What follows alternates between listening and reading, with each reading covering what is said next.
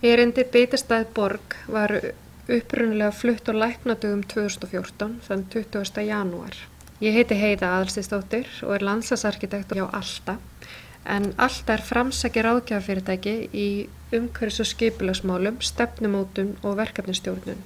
Er matvælaframleiðsla í borgum skipulagsmál? Er heilsa skipulagsmál? Ef við göngum út frá því að breyttar neysluvenjur sé ekki eingöngu heilbrigðismál, heldur kannski fyrst og fremst samfélagsmál, þá getum við ályktað sem svo. Því að skipulag hefur áhrif á lýðheilsu, meðal annars með aðgengi að göng- og hjólastígum, aðgengi að almenningssamgöngum og aðgengi að hollum matvælum og umhverfis sem styður við hreyfingu, sem er kannski sá þáttur sem að ég mun leggja mest áherslu á í þessu erindi. Í sögulegu samhengi þá var matvælaframleiðsla þétt ofin inn í borgirnar okkar. Þetta sjáum við til dæmis bara í gömlum götunöfnum eins og til dæmis Butcher Street. Á 20. öld þá verður algjör aðskilnaðarstefna þar sem að matvælaframleiðsla færist út í jaðarinn þar til að hverfur algjörlega út úr borginni. En í dag þá er landbúnaður ekki lengur bundinn við atvinnugeirann sjálfan sem kemur eingöngu matvælaframleiðendum við. Og það er kannski fyrst og fremst vegna þess að við neytendur erum byrjuð að hafa bara meiri skoðun á til dæmis hvaðan maturinn kemur, er hann hollur, voru notuð lyf eða pláeiðir við gerð hans. Og þetta hefur skilað sér í hálfgerðri sprengingu í áhuga á matvælaframleiðslu sem hluti af skipulagi. Bæði fyrir fagfólk en það úr og grúir af fagbókum á sviðinu, en líka fyrir áhugafólk, almenning og hinn almenna matjurta ræktanda. Þetta sjáum við bara þegar við skoðum með einfaldri Google-leit. Við erum kannski ekki alveg komin þangað sem að Miley Cyrus er, en mikill áhugi sér maður samt. Og mun fleiri hitt heldur en til dæmis hjávitaaðgerð sem að mér finnst mjög gott. Þegar við horfum á borgarbúskap út frá sjálfbærni, þá er talað um þrenns konar áhrif. Það er umhverfisleg, efnahagsleg og félagsleg áhrif. Matur hefur nefnilega áhrif á miklu meira heldur en bara persónulega velferð okkar og ánægju. Ef við horfum á mat út frá sjálfbærni og skipulagi, þá byrjum við að skilja hversu ofboðslega margslungi eðli hans er og jafnframt mikilvægi hans fyrir borginnar okkar. Hvað umhverfisáhrifin varðar, þá hefur kannski mesta áherslan verið lögð á hversu háður landbúnaðurinn er jarðefniseldsneyti, bæði í framleiðslunni og í flutningi. Maturinn okkar ferðast gríðarlega langar leiðir og kolefnisspor borga er eitthvað sem að margir eru að byrja að spá í. Og nú geta borgir til dæmis í raun og veru gert sinn eigin samning eða sinn eigin sáttmála, svona Kyoto-sáttmála. Það er ekki lengur bara lönd, heldur geta borgirnar sett sér markmið að minnka kolefnisspor sitt. Efnahagslegu áhrifin eru jafnframt víðtæk. Matvælaframleiðsla í borgum, hún styður við staðbundna hagkerfið, hún styður við efnaminna fólk sem getur ræktað hluta af grænmeti sínu sjálft, hún styður við fæðuöryggi og þarlegandi efnahagslega sjálfbærni borga. En félagslegu áhrifin eru ekki síður áhugaverð og þau eru afskaplega fjölþætt. Matjurtaræktendur, þeir auka grænmetisneyslu sína umtalsvert. Þeir eru líklegri til að velja holl matvæli, þeir eiga samskiptum þvert á þjóðfélagshópa og þeir eiga frekar í samskiptum við nágranna sína heldur en aðrir. Þeir hreyfa sig meira en 30 mínútur á dag, en 30 mínútur er svona lágmarksráðleggingar og þeir búa við bætt geðheilbrigði og minna stress. Þannig getur matjurtaræktun verið driffjöður jákvæðra breytinga. En er þetta eitthvað sem við Íslendingar þurfum að hugsa um? Þessar tölur, þær segja okkur að þetta á kannski afskaplega vel við hérlendis. Ef við horfum á þær gríðarlegu breytingar sem hafa orðið á 20 ára tímabili, þá sjáum við hversu vaxandi ofþyngd er í íslensku samfélagi. Og nýleg skýrsla sem gerð var á vegum Norrænu ráðherranefndarinnar sýnir það svart á hvítu að Íslendingar eru þyngri heldur en nágrannar þeirra á Norðurlöndunum, bæði fullorðnir og börn. Hvernig er matvælaframleiðsla innleidd í skipulagi? Mér finnst alltaf svolítið gott þetta quote frá Andy Warhol þar sem hann segir "They always say time changes things, but you actually have to change them yourself." Við erum gerendurnir og það eru við sem að þurfum að breyta þessu. Mér langar til að sýna ykkur 2 dæmi svona jákvæða hvata. Það að hvetja fólk á jákvæðan hátt til þess að gera breytingar án þess að taka af þeim valið. Aðra nálganir eru að sjálfsögðu til. Það hægt að festa þetta í lög og reglugerð og fyrir því eru erlend fordæmi eins og til dæmis það sem kallað Allotment Act í Bretlandi og hjá dönsku nágrönnum okkar kolóníhafalóun. Það eru sumir sem að spyrja hvort að við höfum jafnvel unnið stríðið með mat. Það var gríðarleg herferð í kringum stríðsárin sem að miða að því að fá fólk til þess að rækta sinn eigin mat til að sporna gegn fæðuskorti í borgunum. Nú má segja að við sem að há annars konar stríð og það snýst siðferði og umhverfisáhrif og lýðheilsu.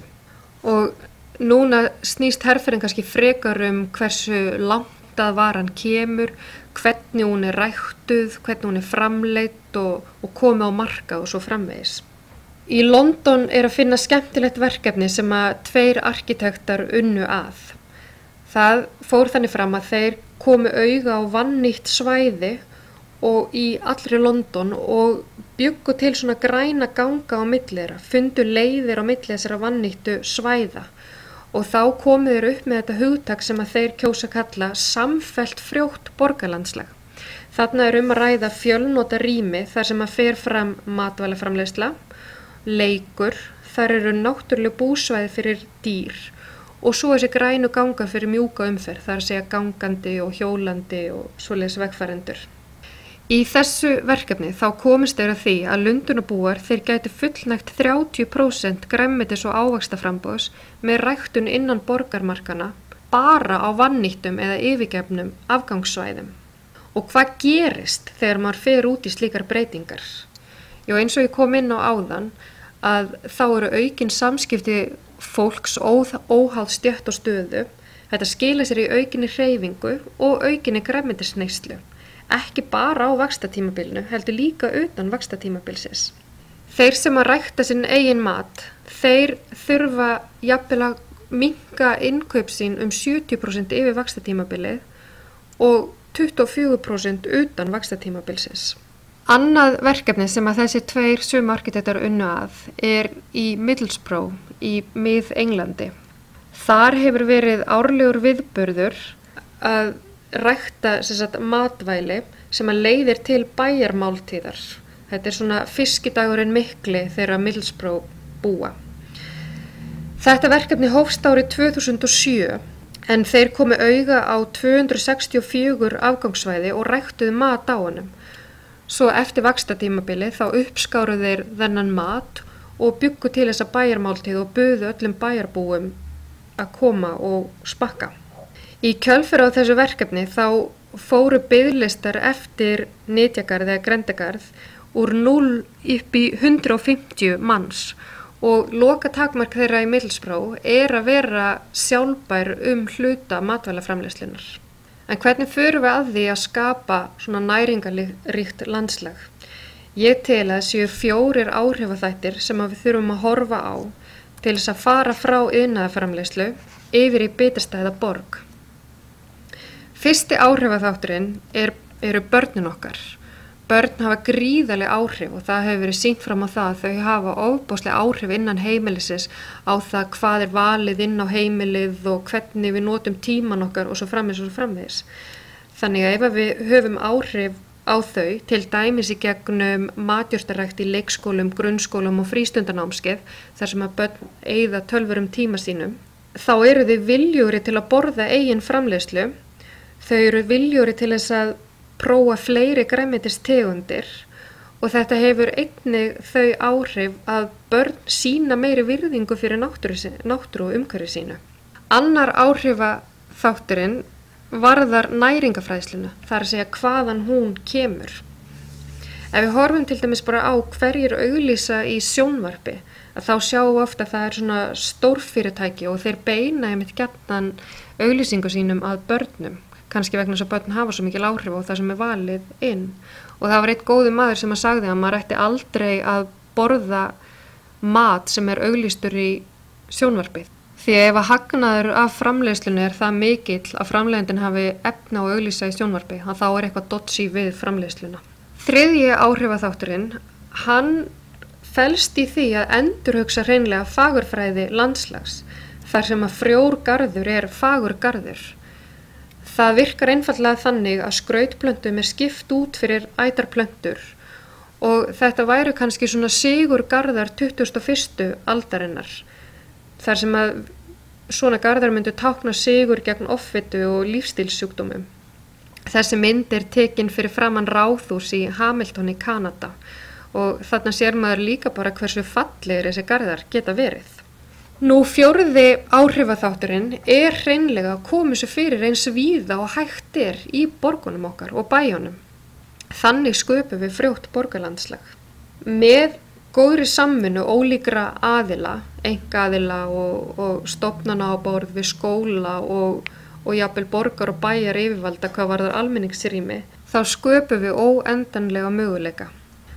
Að lokum þá langar mig til þess að sýna svona ímynda dæmi borgarbúskap í einu hverfi í Reykjavík og ég vel Grafarholtið. Í nýsamþykktu aðalskipulagi Reykjavíkur þá borgarbúskapur hluti af stefnu aðalskipulagsins en það í fyrsta skipti á Íslandi. Reykjavíkurborg fór í samstarf á sviði lýðheilsu við landlæknisembættið svokölluð heilsueflandi hverfi þar sem þeir setja sér markmið bætta lýðheilsu í öllum hverfum Reykjavíkurborgar sem til útfærslu í hverfisskipulagi. Ástæðan fyrir að ég tek Grafarholt sem dæmi að það svona dæmigert úthverfi í borginni en margir hafa talað það að úthverfi séu mjög hentugur staður til innleiðingar. Og það vegna þess að íbúar úthverfa, þeir fá oft minni hreyfingu heldur en íbúar miðborgar. Þeir reiða sér fremur á einkabíl og almenningssamgöngur oft strjálli heldur en gengur gerist í miðborgum. Nú í úthverfum líka bara meira borgarland, það stærri lóðir þannig það hreinlega auðveldar að finna pláss. Það oft gjarnan líka stærri fjölskyldueiningar, þetta gjarnan barnvæn hverfi og það lægra fermetraverð og stærra húsnæði. Hér sjáum þið bara loftmynd af Grafarholti þar sem lóðir og hús og stígakerfið sést vel. Í Grafarholti það bil 5.400 íbúar. Íbúasamsetningin margt ólík meðaltali Reykjavíkur.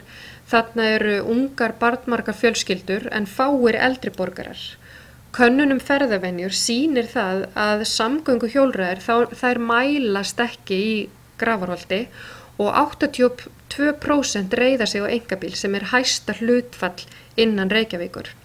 Í Grafarholti að finna margar svona fremur illa nýttar fjölbýlishúsalóðir, bara eins og þá sem þið sjáu á myndinni hérna.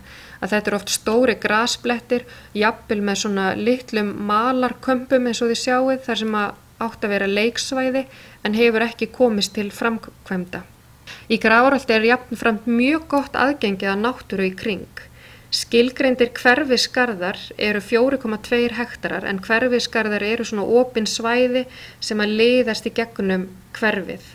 Og meðal fjarlægð frá íbúum Grafarholts í slík svæði 260 metrar sem afskaplega gott, æskileg viðmið 200-300 metrar. Nú í Grafarholti bara ein matvörubúð og hún meira sé aðeins fyrir utan íbúakörfið, ekki inn í því. Borgarbúskapur, hann getur haft mjög jákvæð áhrif á heimilisbókhaldið eins og ég kom inn á áðan. Og ef við skoðum svona dæmi með bara hæfilega ónákvæmum útreikningum og gefum okkur að við nýtum bara 10% af öllum einkalóðum í Grafarholti pluss skóla- og leikskólalóðir og setjum það undir nytjagarða, að þá má áætla að við gætum uppskorið cirka 50% af eftirspurn graffildinga yfir eitt vaxtartímabil. Þannig helmingurinn af grænmetis eftirspurninni yfir eitt vaxtartímabil mætti mæta með þessum hætti. Á þessari loftmynd þá sjáið þið stóru fjólubláu flákana sem þessi hverfiskara sem ég var að tala áðan. Eins og þið sjáið þá ganga svona eftir stígunum og bæði umvefja hverfið og fara einnig svona inn í það. Á íbúafundi í Ingunnarskóla í haust þá kom í ljós að það margir íbúar sem telja þetta þessi svæði ekki vera neitt annað heldur en bara afgangssvæði og þau hendi fremur illa til útivistar. Þá fróðlegt að skoða hvort við getum kannski notað þessi afgangssvæði og búið til frjótt borgarland úr þeim. Ef við gefum okkur að við nýtum bara 20% af hverfisgörðunum undir grenndargarða, þar að segja við gefum okkur að 20% að hendi vel við matvælaframleiðslu, að þá getum við yfir eitt vaxtatímabil fullnægt 50% eftirspurn grafhildinga. Þannig að með því að skapa frjótt borgarlandslag á þessum 20% hverfisgarða, þá gætu þeir náð upp í 50% af grænmetiseftirspurn sinni yfir eitt vaxtatímabil. Viðbrögðin við þessum fyrirlestri á læknadögum 2014 voru fádæma góð. Mér finnst það að sýna að meðal almennings þá mjög frjór jarðvegur fyrir þessari umræðu og ég tel að þetta sé kannski ekki lengur spurning hvort að við búum til aðgengi borgar og bæjarbúa að matjurtagörðum, heldur miklu fremur hvar. Læt það vera lokaorðin. Takk fyrir mig.